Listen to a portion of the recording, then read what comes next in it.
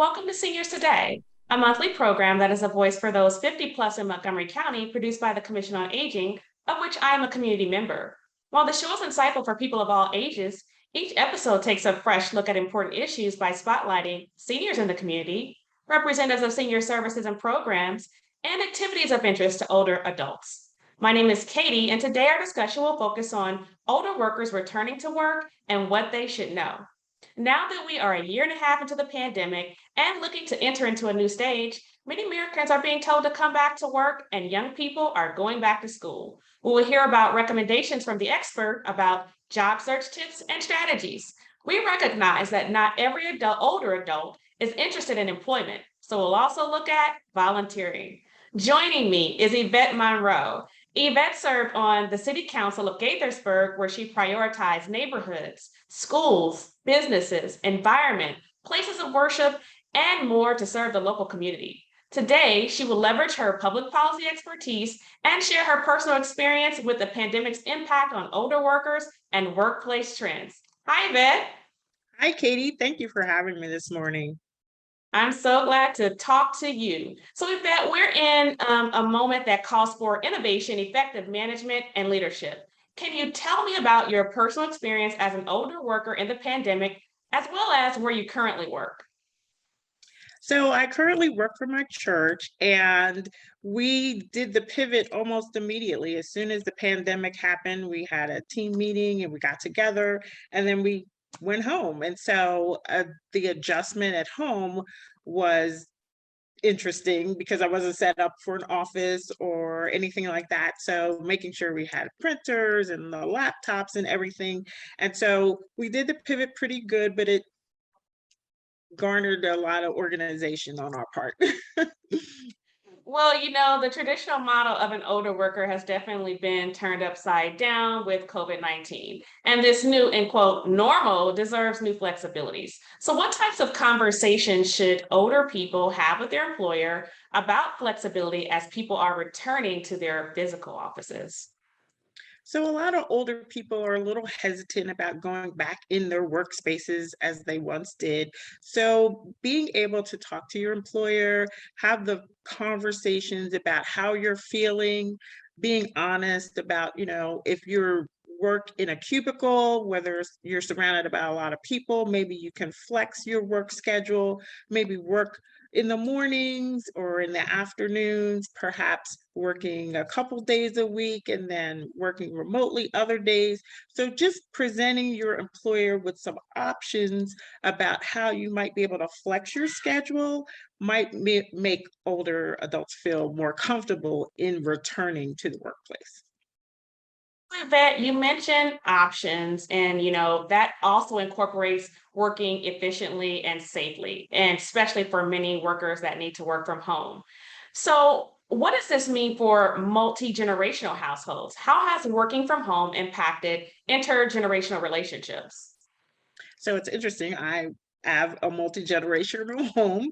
And so we kind of sat down together and talked about how this would impact us, how we would work together. So how is working with my daughter, her children, and all of us in here, where we're going to work, how we're going to manage, because daycares were closed. And so, how do we manage that? And so, we really had to take the time to have the conversations together as a family, working together. So, I think that's important that as this happened, that we saw multi-generational families communicating more, spending more time together, working together, even becoming more interested in one another's working, which might not have necessarily happened before. So, like what's happening on your job? Oh, what's happening on your job? So those kinds of things. I'm sure those conversations were exciting too, just to learn about what others are doing and having, more of a closer up perspective of what they're doing. So, in your household, are there any other employees in their 50s or above who work outside the home? If so, can you talk about health and safety protections they are taking? So yeah, my husband works outside of the home, did the whole during this whole pandemic. And so what we have done, we've done, safety protocols at home, when he comes in and wiping down things and that kind of thing. And then we also send him with some extra protection at work, some wipes and hand sanitizer and things like that to keep his area where he works clean. His office also provided some stuff, but we wanted to make sure that he has it, and he has a shared office, so we wanted to make sure he was extra protected. Was there anything else you want to share as we enter another stage, rather a new stage of the coronavirus, and especially with the new variants? I would say as people continue, number one thing, if you can and you're eligible, please get vaccinated.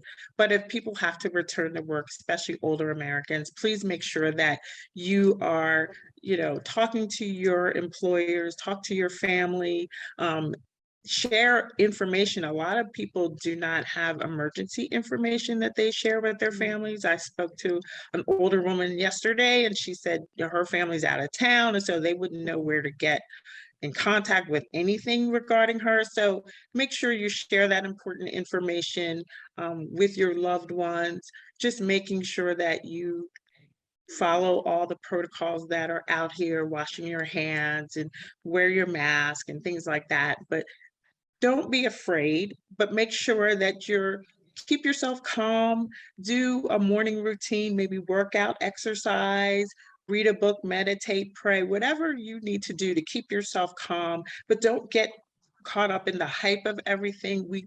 There's information that, yes, we need to know. We thank goodness for the medical professionals that are out here, but for yourself and your self well-being, just make sure that you're starting your day, if you have to go out, in a calm manner so that you can remain peaceful in your work environment and do a great job.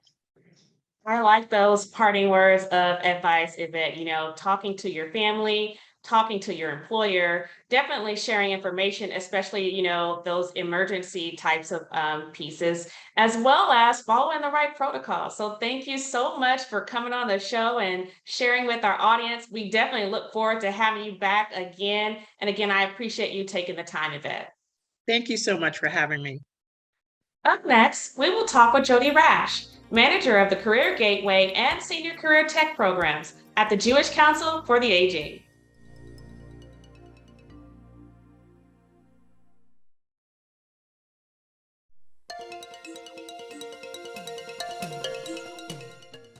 Welcome back to Seniors Today.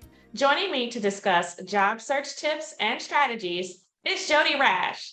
Jodie is no stranger to Seniors Today. She's been with us before, but to refresh our memory and introduce to some, Jodie manages the Career Gateway workshops and technical classes for the Jewish Council for the Aging, or JCA. Hi, Jodie. Hi, Katie. How are you? I'm good, and yourself? Very good. So before we get into how those 50 plus and looking for a job can return to work with Career Gateway, can you briefly familiarize some members of our audience to the Jewish Council for the Aging, or JCA? We've got a lot to discuss, but quickly tell us what it is and what's your mission. Sure. JCA, or Jewish Council for the Aging, we've been around for 48 years, and we really came together because there was a real need for an agency to be champion of our senior population. And so that's what we do.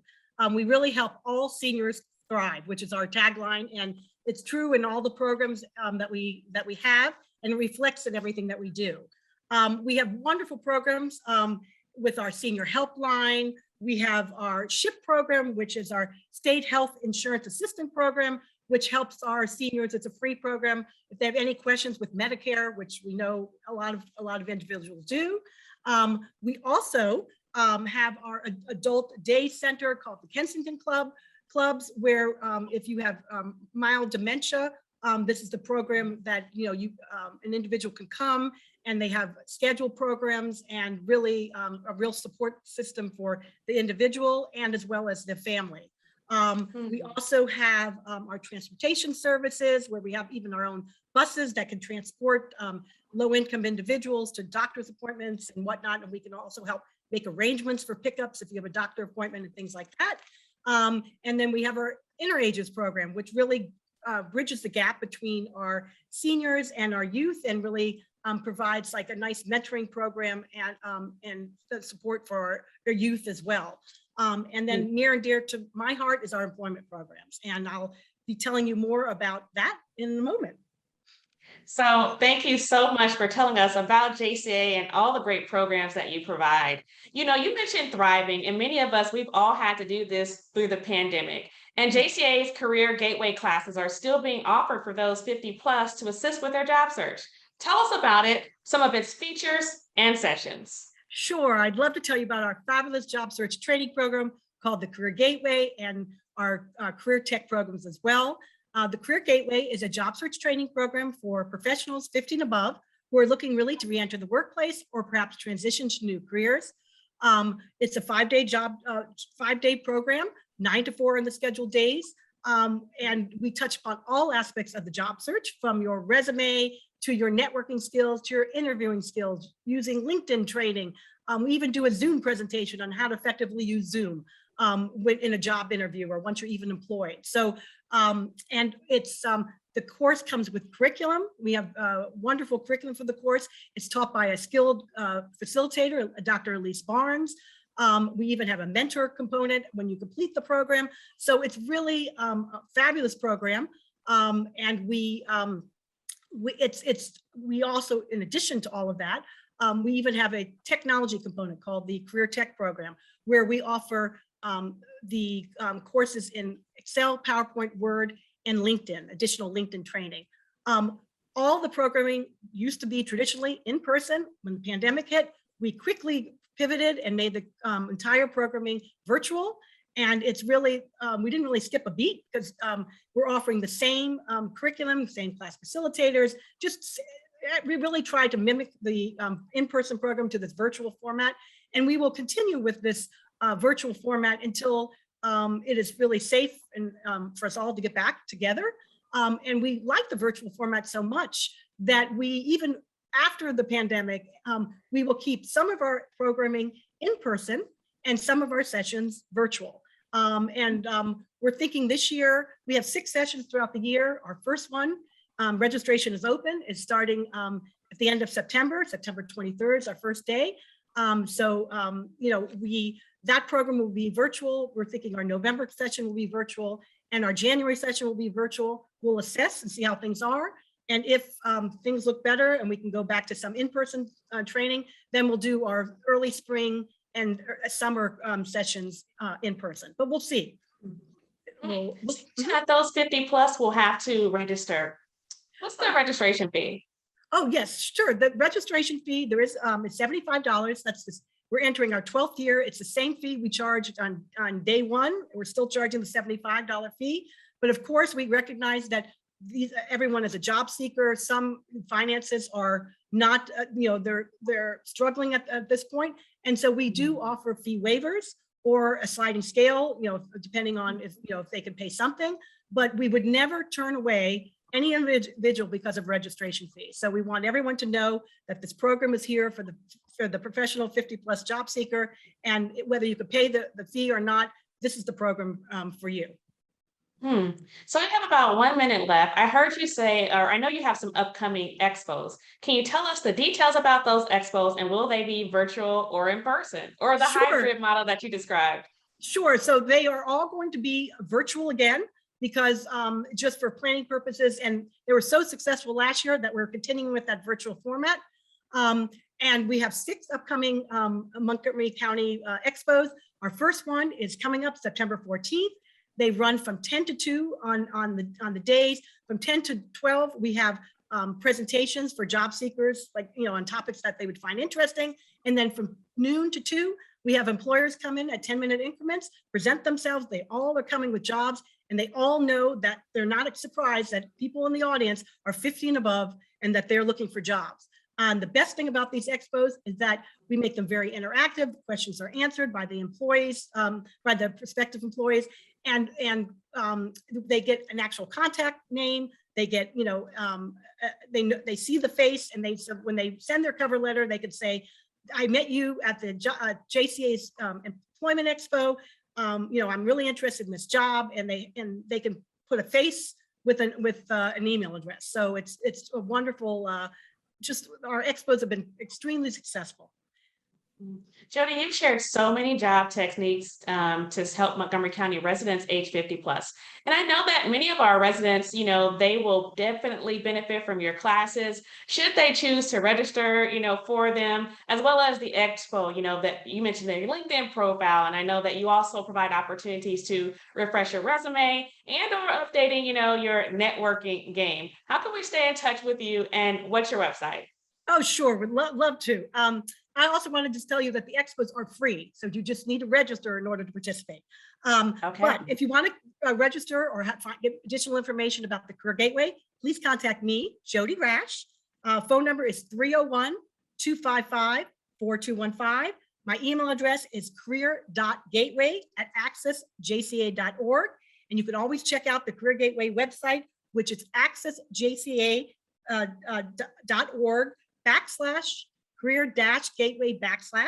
the expos. You could, to register and to get additional dates of the expos, our website is virtualexpos.accessjca.org, or you can always reach out to Ann at seniorexpo@accessjca.org, or call Ann at 255-301-255-4209. Thank you for sharing with us, Jodie. Thank you. Up next, we will talk with Deborah Missal, who is a senior fellow and program manager for the 50 Plus Volunteer Network.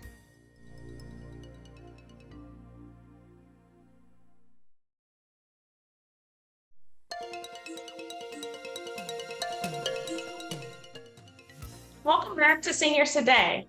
Hi, Deborah. Hi, Katie. How are you? I'm good. It's great to be back on Seniors Today. I know you're a regular for us. I am. Let's jump right in. This is my third appearance.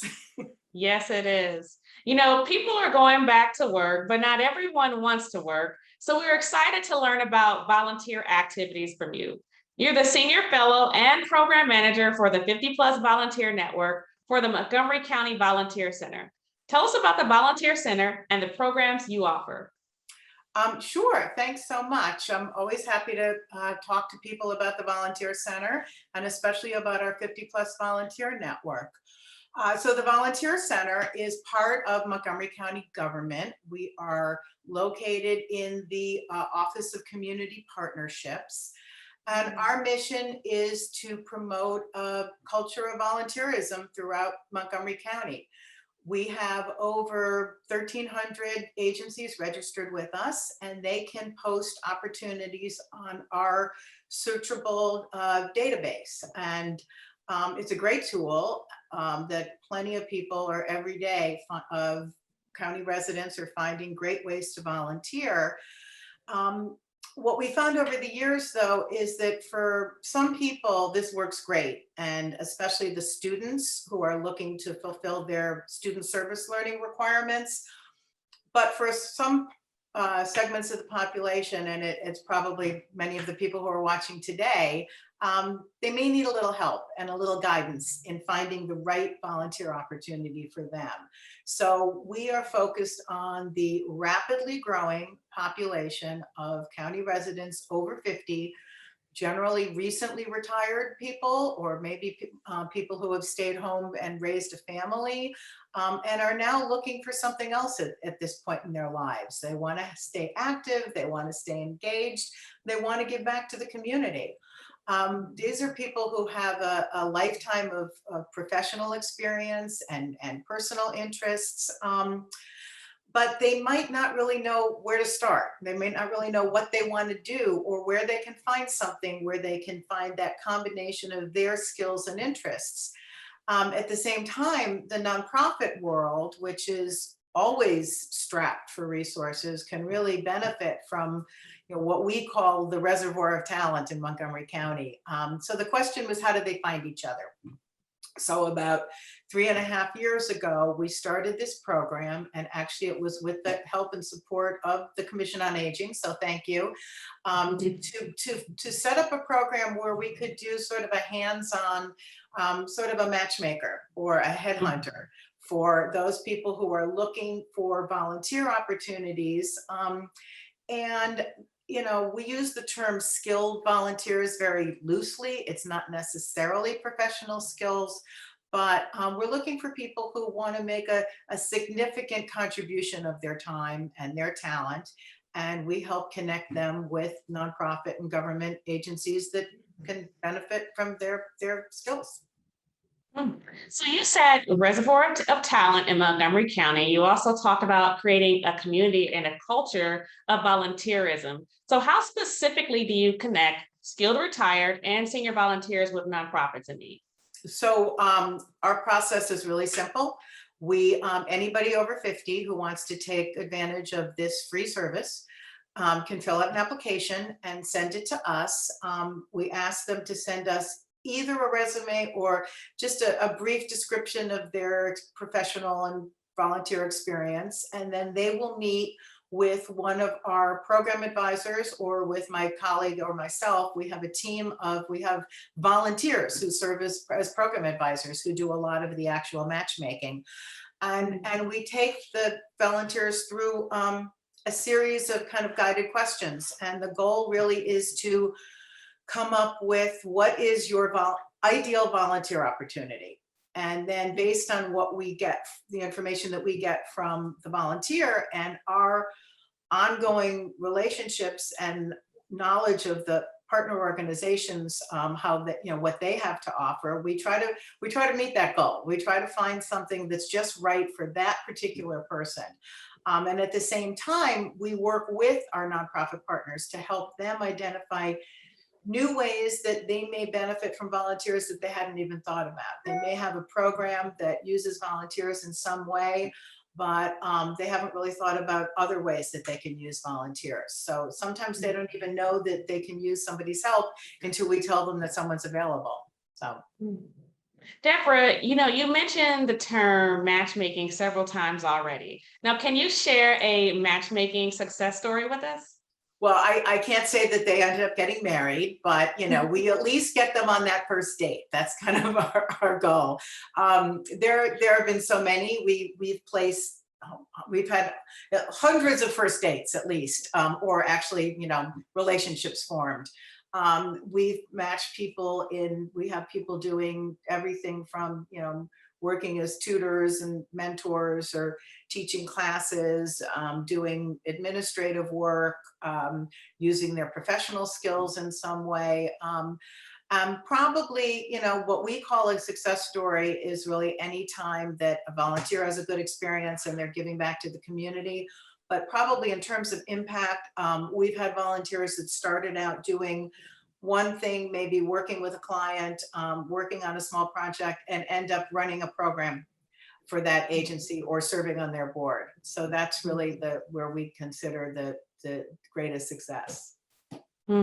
Deborah, we have just a few minutes left, but I would like to ask you a two-part question. And sort of, what kind of shifts have you had to make related to placement, onboarding, delivering services, and volunteering virtually in the pandemic? And then second, if I'm unsure about the type of contribution that I want to make, what kind of questions should I ask myself?